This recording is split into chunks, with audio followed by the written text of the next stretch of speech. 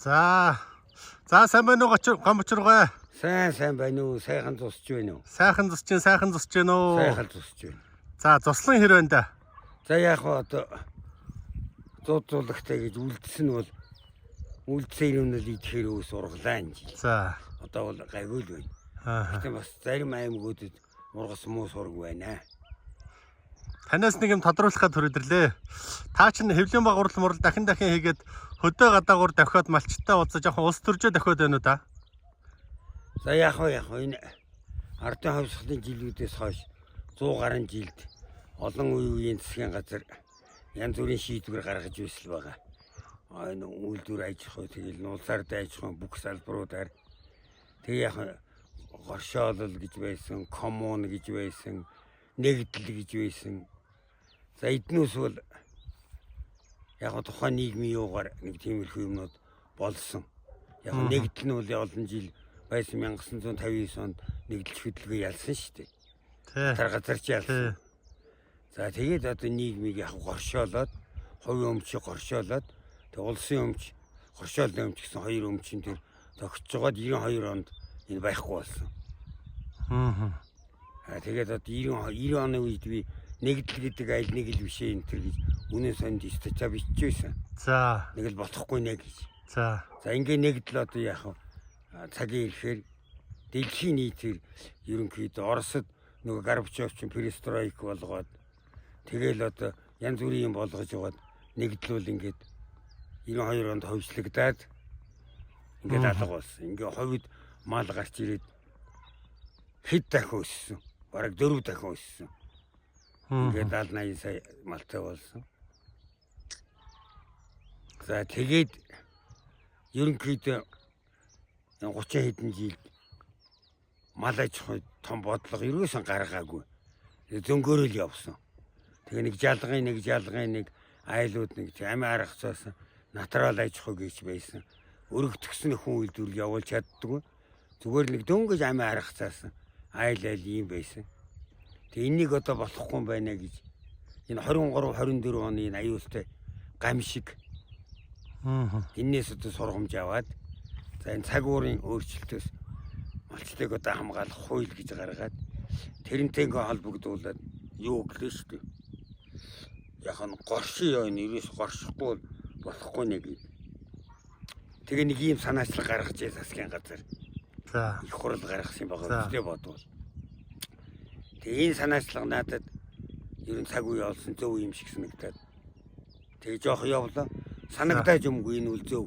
За. Хүн төрлөختөн ардчлаас өөр ховсох юу нийгэмд ардчлаас өөр арга зам алгаа гэдэг шиг яг өнөөгийн хөдөөд байна шүү дээ. Энэ шинэ горшооноос өөр арга алга. За. Энээс өөр юм бодж болох юм алга байна. Тэгээ энийг дэмжиж бас яг хөдөөгийн малчтад ойлгуулъя гэж явлаа.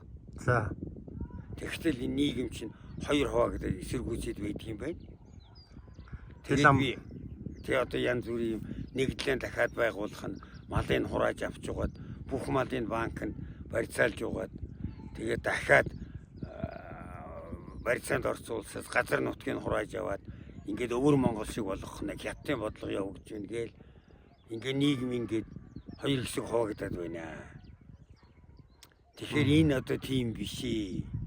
Би бас амьдрал үзсэн хүний хувьд тийм ингэж хуваагдахын оронд байна шүү дээ.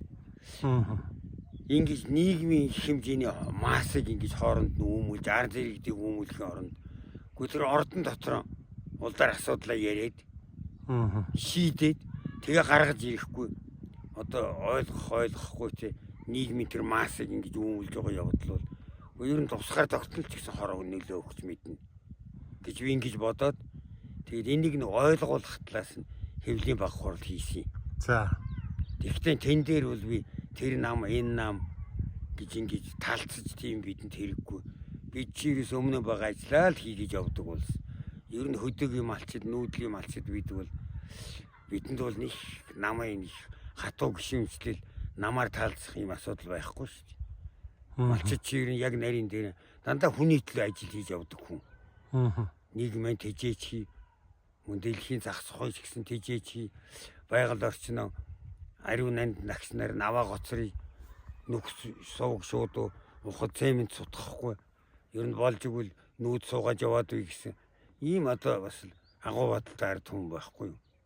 Тэрнээс бас нэг аргаа бардсан бүр нэг ядуудаа юу ч ойлгохгүй энэ үгээд байгаа юм биш. Бид нөө шавар байшин бариад суувал хаашилж чадна шүү дээ. Тэгэхдээ энэний чинь цаад их гүнзгий утга нь юу гэвэл одоо Антоно Гутерриш нүүбийн нарийн бичгийн дараа хурцыг хэлсэн шүү дээ. Энэ дэлхий дээр ганцхан Монголд нүүдлийн агуу соёл иргэншил байна шүү. Энийг ерөөсө устгахгүй авч үлдээ гэрээ гэж.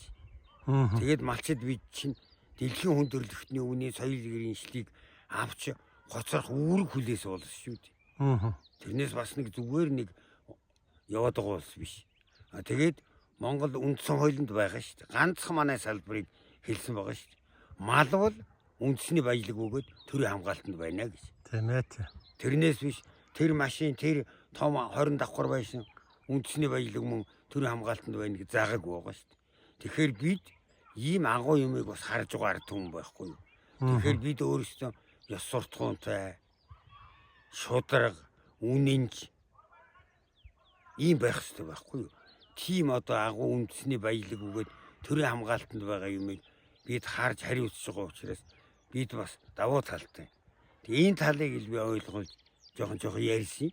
Малчид маань ер нь хөдөөгөр явж байхад хэр хүлээж авч байна. За энэнийг байна шүү дээ. Малчид бол маш сайн хүлээж авч байна. За. Тэгвэл хөөх учраа олохгүй байна. За. Ерөнхийдөө одоо яах вэ? Засгийн газрын төлөөлөгч тэр улсууд байна шүү дээ. Цаг 30 минут 2 цаг ишхвэл одоо ойлгуулаад яриад байгаа юм. Тэгээ тэр ярьж байгаа бол одоо тийм одоо онлын маягийн сургалтын маягийн гэдэг юм уу танхимын маягийн үгээр яриад байхаар ойлголт бас ээдрэд байх шиг байна. Гэтэл би нэг 10 минут тийм ахын гэр ахын Монголын малчтын ухаанаар ярихаар ойлгоод нэрэн тийм байх шүү гэдэг юм. Ер нь энэ бол одоо ерөнхийдөө ингээ базаад тоомлоо товчлоод хэлэх юм бол малчид таанаас одоо цөөхөн малаар амьдрч чадахгүй байна. Айл бүрд байна шүү дээ. Боломжийн чи хэрэг төр эрсдлийн даагаад 20-50 сая төгрөг өгье. Тэгээд 9 айл нэгдээ 450 сая ч юм аваад тэрнээс баг 2-300 сая юм их ч багаад ингээд ажил хий. Хоршоо байгуулад. Таануусын одоо амьдрах багжиж өгье. Ингэсэл утгатай юм байхгүй юу? Тоомлоод хэлвэл. Ер нь одоо гар хоосон жишээ нь гिचнээ сайн мужаан байлаа ч гэсэн харуул байхгүй, хөрөө байхгүй, цавуу байхгүй. Одоо мужаа хийх будаг байхгүй. Мужааны одоо стол байхгүй. Тэрнийг хийх цех байхгүй бол тэр хүү ямар сайн байгаад ямар хэрэг байх юм. Тэгэхээр энэ юм шиг бүгдийг өгье чи ингээд мужаана хийдэг юм уу юугаа хийгээд амьдраа гэсэн ийм л санааг засгийн газар хэлээд байгаа байхгүй юу. Тэгэхээр энэнийг тэр хоёр ирэх барьж байгаа 2 юм уу 3 хэдэн нам байдгийн тэднүүс нь хоорондоо зөвлөө танхимдаа тэгээд дараагаар нь нийгэм цацах ёстой байтал ингээд одоо ард иргэдийн массыг ингэж өмөлөөд байгаад нь би настай хүний хувьд жоохон гол ноён нуруутай яриа.